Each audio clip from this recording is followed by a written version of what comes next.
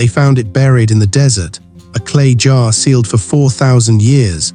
When archaeologists cracked it open in 1998, they weren't prepared for what was inside. Seeds, still alive, still viable after 4 millennia in the ground. But here's what haunts me. The people who buried them had no written language, no books, no internet, yet they understood something we've completely forgotten.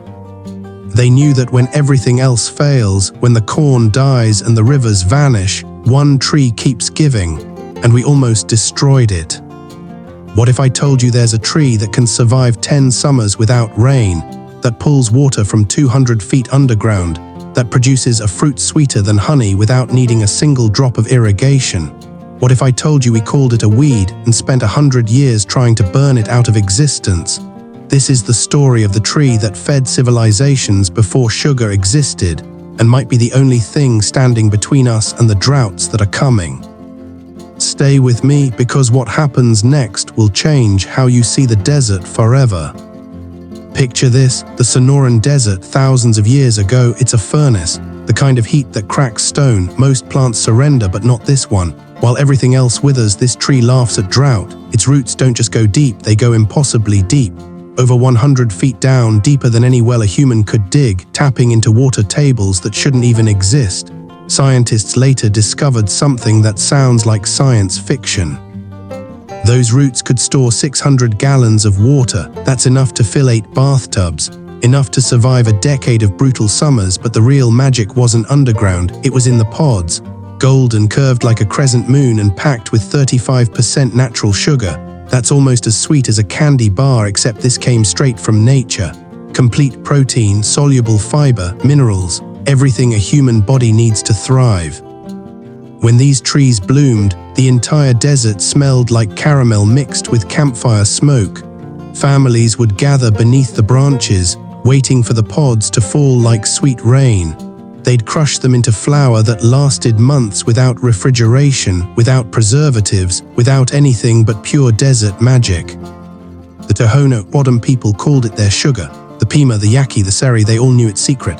For thousands of years, entire villages survived on this one tree. When the Spanish arrived in 1535, they thought they'd discovered paradise. One explorer, Alva Nunez Cabeza de Vaca, wrote about pods that tasted like honey itself. He watched families grind them into meal and bake cakes that fed them through winter. They called it the Tree of Life. And it gave everything without asking for anything in return. By 1541, other explorers recorded forests stretching across the Rio Grande, canopies so thick they created their own ecosystems.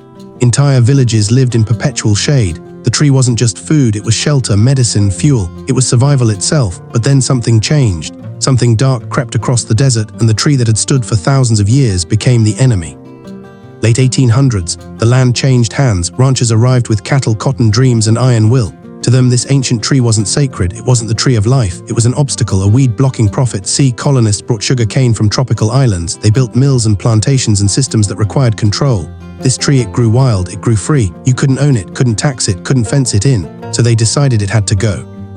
Millions of acres were cleared, chainsaws, axes, fire. They cut the trees to the ground and thought they'd won. But here's what they didn't understand. This tree doesn't surrender. Even with the trunk gone, the roots stayed silent, patient, waiting in the darkness. They burned the land to plant cotton. They poisoned it for wheat. But those roots went deeper than anyone guessed. And when you cut one trunk down, 10 new shoots exploded from the base. The tree was fighting back. By 1948, after decades of warfare against a plant, the United States Department of Agriculture finally admitted defeat. They released a statement that must have hurt to write. This tree cannot be eradicated. But while humans were busy trying to destroy it, the tree was quietly doing something else. Something we didn't notice until it was almost too late. It was healing the land. Early 1900s, ranchers thought they'd won. Millions of cattle grazed where forests once stood. They turned wilderness into wealth, or so they believed. But within 20 years, the earth started screaming. The soil cracked like shattered pottery. Rivers dried up. Without tree cover, the ground stripped bare and blew away in massive dust storms. Cattle began starving on land that was supposed to feed them forever. And that tree they'd called a pest, that tree they'd spent fortunes trying to kill, it started creeping back. Ranchers called it an invasion, but it had been there long before any fence or railroad ever existed. Then scientists noticed something strange. Wherever the tree returned, the soil changed. Its deep roots pulled nitrogen from the air, a superpower only a few plants possess, and fed it back into the dead ground. Under its shade, which cooled the baked earth by 20 degrees, grass started growing again. Wildlife returned, birds nested, the desert exhaled. By the 1970s, ecologists gave it a new name, keystone species, the silent engineer holding the entire ecosystem together. Its pods fed deer, javelina, coyotes. Its flowers sustained native bees. Its wood became homes for owls and woodpeckers. What the world had called a weed had been quietly repairing the land the entire time. So people started asking a dangerous question. If this tree survived every drought in recorded history and restored dead soil, why did we ever turn away from it? The 1990s arrived. The desert started whispering warnings. Droughts deepened across the American Southwest. Farmers watched their crops fail year after year. They desperately searched for anything that could survive on almost no water. That's when scientists took a second look at the tree they'd ignored for a century. In 1993, the USDA launched studies on desert crops. The results stopped them cold. The flour from these pods contained 3 times more calcium than milk and as much protein as eggs. All from a tree that never needed irrigation, never needed fertilizer, never needed anything but sun and time. At the exact same moment, something else was happening. Global sugar consumption exploded past 170 million tons a year. Diabetes cases tripled within 2 decades. People had more sugar than ever before, yet they were sicker than ever. Doctors scrambled to find natural sweetness that wouldn't destroy the body. Then researchers turned back to the desert. In 2005, a team at the University of Arizona made a discovery that changed everything. The sweetness in these pods came from something called fructooligosaccharides, plant sugars that feed beneficial gut bacteria instead of spiking blood sugar. The pods had a low glycemic index, safe for diabetics. 1 teaspoon could sweeten coffee without the crash, without the guilt. It tasted of earth and caramel and smoke, something nature designed for perfect balance. A scientist wrote something that gives me chills. It's the sugar that heals instead of harms. By 2010, health stores across America started selling the sweetener. They called it the sugar of the future. Prices jumped to $20 a pound, turning ancient food into modern luxury.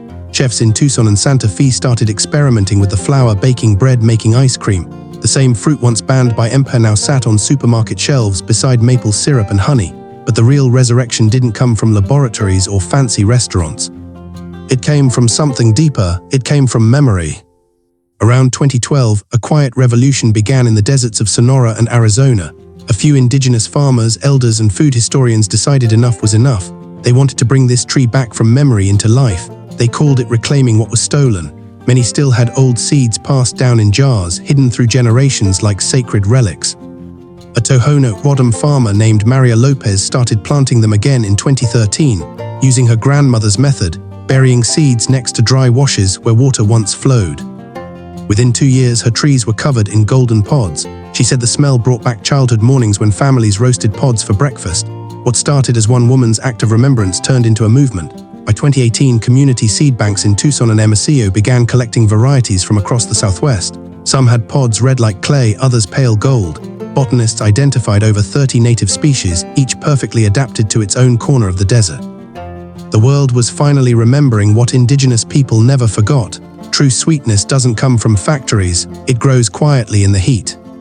By 2020, everything changed again. Global droughts broke every record. California farmland cracked open like wounds. Wheat yields dropped 40%. Rivers that once fed entire cities turned to dust. Scientists around the world asked one simple, terrifying question: what survives when everything else fails? And every answer pointed back to this tree. NASA researchers studying sustainable crops noted those insane roots reaching 200 feet underground, accessing water no other plant could touch. One scientist said something profound: it's less a tree, more a lesson in endurance. Governments started paying attention. In 2021, Mexico's National Forestry Commission launched programs to replant it across 300,000 hectares of degraded land.